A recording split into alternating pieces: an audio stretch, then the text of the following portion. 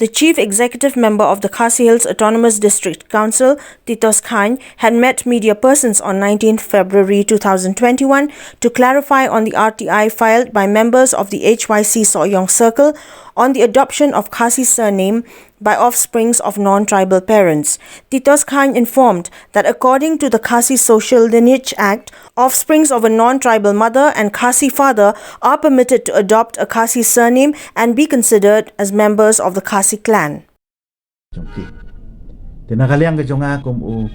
CM mamanta nga dap da ka jing sukhia ka e ka pelaja bat na kwa ban panchai hakmat jongpi langba jongpi syaki pai ba jong ka jat benri hi bro ko we ba nadu bangila yo ya kenika at ka bangi ongka Khasi Social Lineage Act ba kadon kenika tangjat bat lengba kenika ak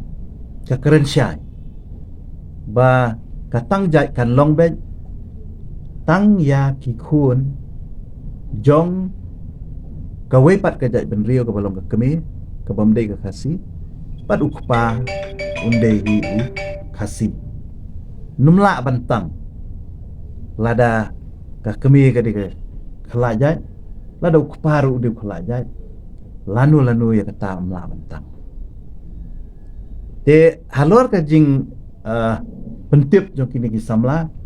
habaya dei bet kini ki sanjat santuli ki jat kumba kala pau lembah ka RTI ka baki lalap kalong ba u kparu de u khlajat kemir ko de khlajat tenre nga syukwa ban pensyai fi bahadin bangi lapet bahapat iki kod isla iki application baro ngilap ba baro kini ki jat ki balatang ukpa ude uhi ukhasi kumban si penkan mau hakajat karliu kaba ka kemi kadai ka adibasi mo adibasi henre ukpa pat ude uliu patau hakajat kardo kabalatang takajat kardo kabalatang ukpa ude Pelstar lengdo hakajat karheli kabalatang kata kajat karheli ukpa ude Helios harkogua hakajat karlongap takajat kabalatang ukpa ude ujat melimngap walambon melimngap bat hakajat karwilbon ukpa ude ujat marwen te naki ki bangila ti lalap.